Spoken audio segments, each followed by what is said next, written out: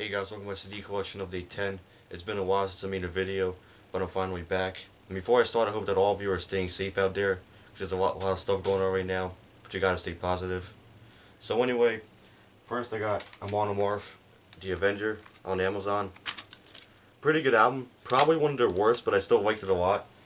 Had some decent tracks on it, had some filler tracks on it. That version has a bonus track, but also a good album. I give it a 7 out of 10. And then I also got The Crusher, one of their heaviest. I liked it. Didn't really have any bad songs. I give it an 8 out of 10, honestly. And yeah, I love them on them live. I've seen them live 3 times. The only band I've seen 3 times. I saw them live October 2016, opening for Megadeth. Then I saw them headlining May 2017. That was a great show. Then I saw them again in May 2019, opening for Slayer. I loved them all 3 times. Great band. All I gotta get now is their first album, then I'll have them all.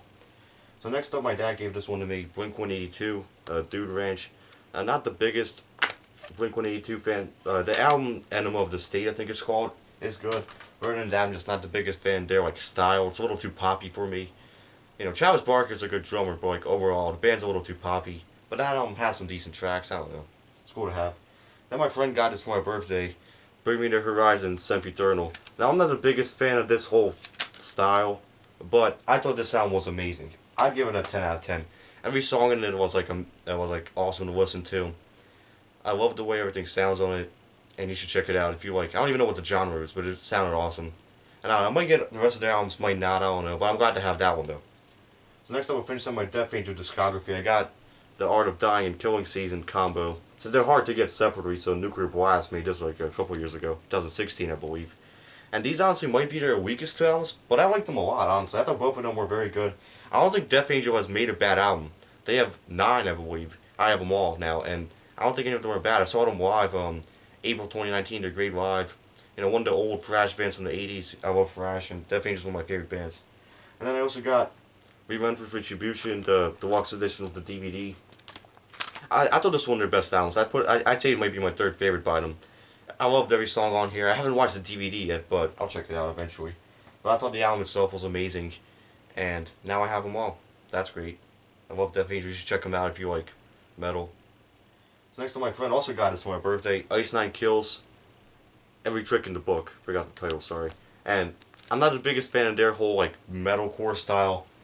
The way I look at a metalcore is like the modern metal scene. It's like it's either you're good or you're just complete shit. There's no like in between for me, honestly. I either love the bands or I hate them. But Ice Nine Kills is one of the bands I love. That album was amazing. I also have the Silver Scream, which I believe is their latest one. I'm not sure.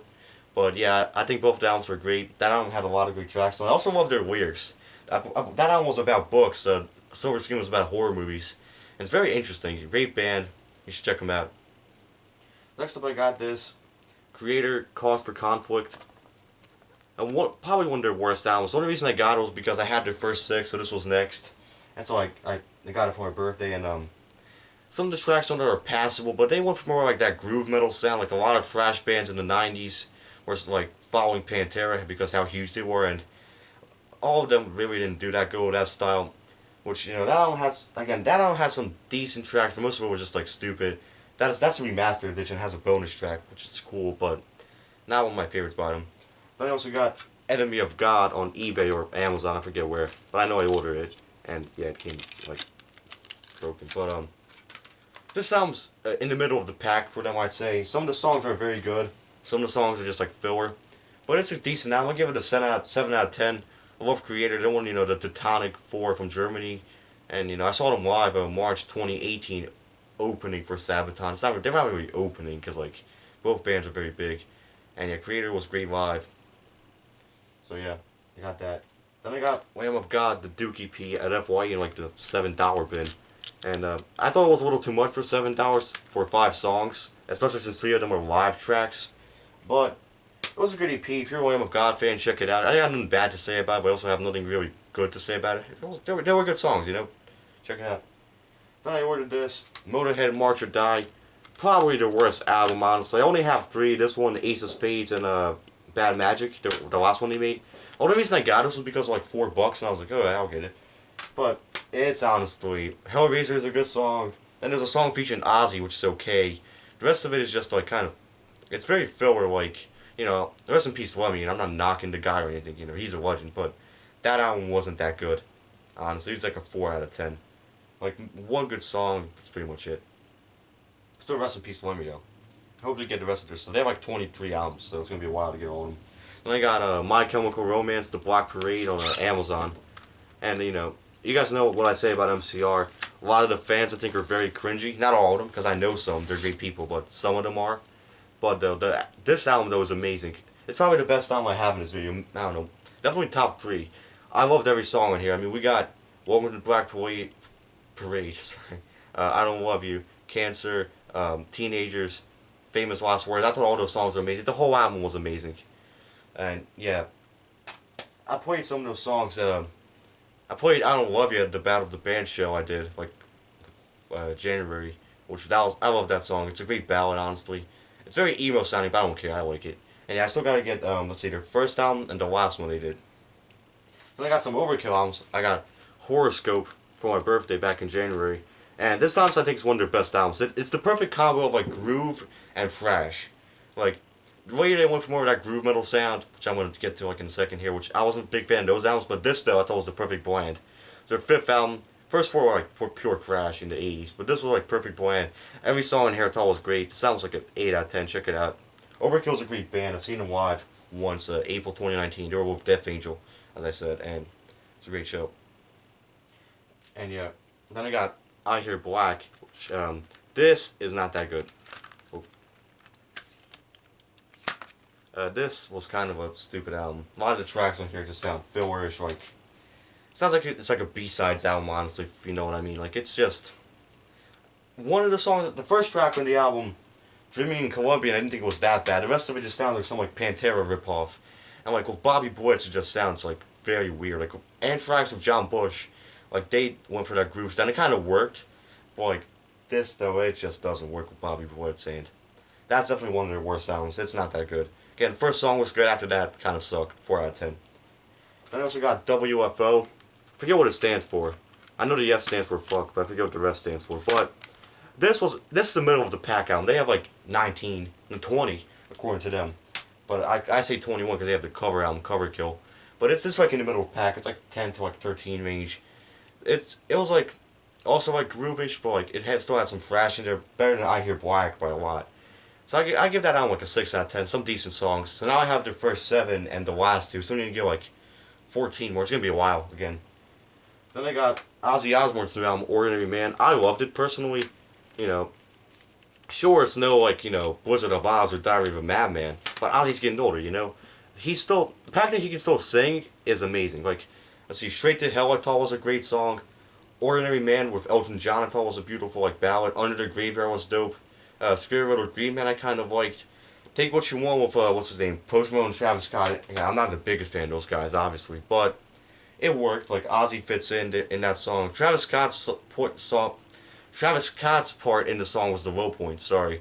But, it didn't really ruin it. Post was fine. Post's actually a cool dude. I'm not the biggest fan of his music, but he's a cool dude, though. And, yeah, I thought the album was very good. 7 out of 10. I saw Ozzy live in, September 2019. He was with Stone Sour. And they were opening for him, obviously, and, it was great. What sucks is, though, Zakk Wylde wasn't on this album. Which, he's still a part of the Ozzy band, but, like, he was, like, on tour with, I think, Black Label Society. But, whatever, still a good album. Then I got Periphery 3, Select Difficulty, also for my friend for my birthday, so thank you. He's probably watching this. Thank you. And, this album I liked a lot. I don't even know, I think this is, like, I don't even know what the genre is, but I love the sound of it. The drums, I think, are amazing. I love the vocals. I love the guitars. I love everything about it. I want to get the rest of their stuff. I want to get into them more because I thought this album was very good. I don't even know if it's their best, but I like the album a lot. So yeah, thanks Aiden for getting it to me. That's his name, and I'll get the rest of their stuff sometime. Great album. Then I finished up my Slayer collection. I got the Haunting the Chapel EP. Has 4 songs on it, and Chemical Warfare is one of my favorite songs of all time. Like, honestly, I love that song. It gets me hype every time. And I love the raw punk thrash sound of Slayer's first 2, and Haunting the Chapel 2.5, let's say, albums. Like, obviously, Rain and Blood, was a different level. Like, if somebody asked me what thrash metal was, I showed them that. I'm not saying that Rain and Blood is worse, but I'm just saying the rawness and the aggressiveness of the first 2 and Haunting the Chapel is insane. You should check those albums out.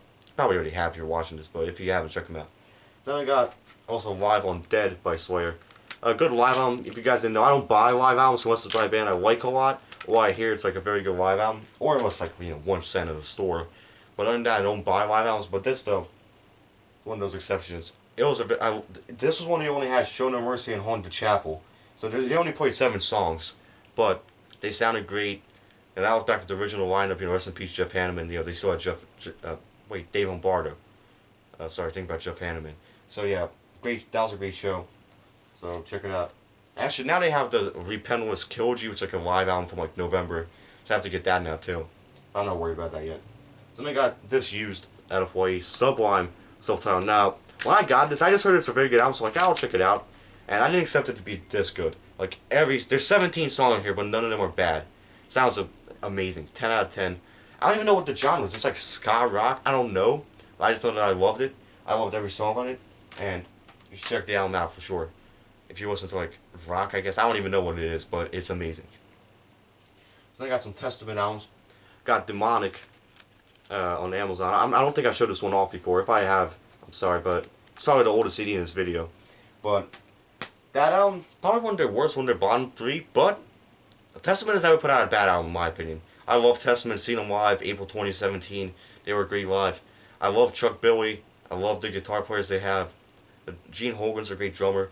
And for that album, Chuck Billy went for more like a death metal sound, but I'm not complaining. He can do it. Like, he can sing death metal, honestly. Still one of their worst sounds, but not bad. 7 out of 10, honestly. Then I got the re-recording. First Strike Still Deadly. They recorded a bunch of songs for the first 3, I believe, albums. Yeah, the first 3. Which, honestly, this is not a bad re-recording. Like, Exodus, and let's see, Let There Be Blood. That was kind of a shit re-recording, but this, though, is pretty good. The songs sound a bit more heavier here.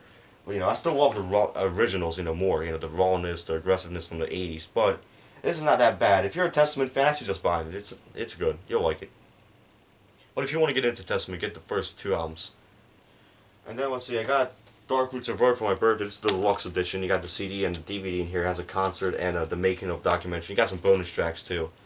And, why am I talking that fast? I don't know. But, yeah, I also love the album cover on here. But yeah, this album was amazing.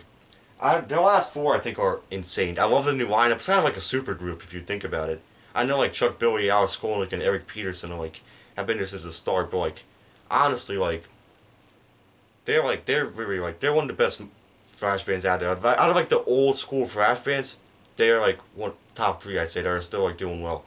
Like, they still have it, honestly. Like, this album is a testament, no pun intended to that. And so is the one that came out this year, Titans of Creation. I like this one more than Brotherhood of the Snake, honestly.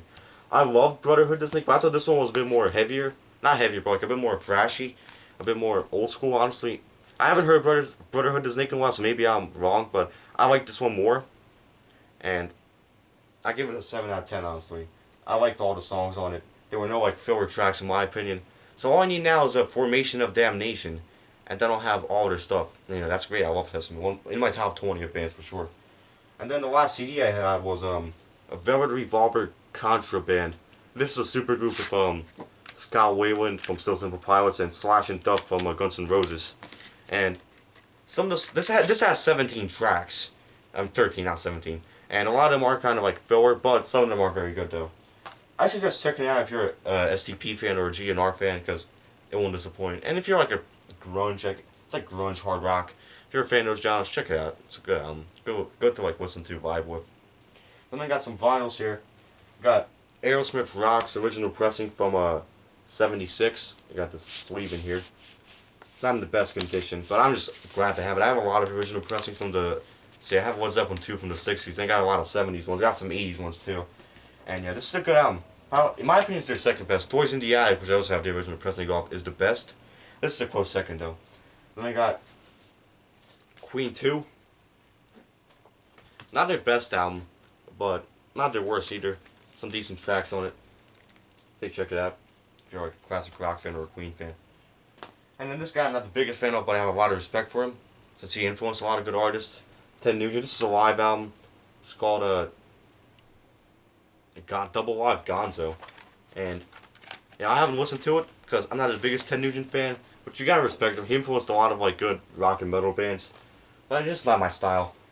But it was cool to have, I guess, because Still original pressing from, let's see, what year is this from? 1978, so, you know, it's 42 years old. That's great to have. So, yeah, that's it. You know, I don't have as much as I usually do, because I took a 3-month break from collecting when the quarantine hit, so now I'm fully back. So, yeah, so thanks for watching, and I don't know when the next video will be, because I'm not making any more promises, because honestly, could be a month from now, could be 6 months from now, could be a year from now, for all I know. I just know that there will be a new video sometime. Thanks for watching.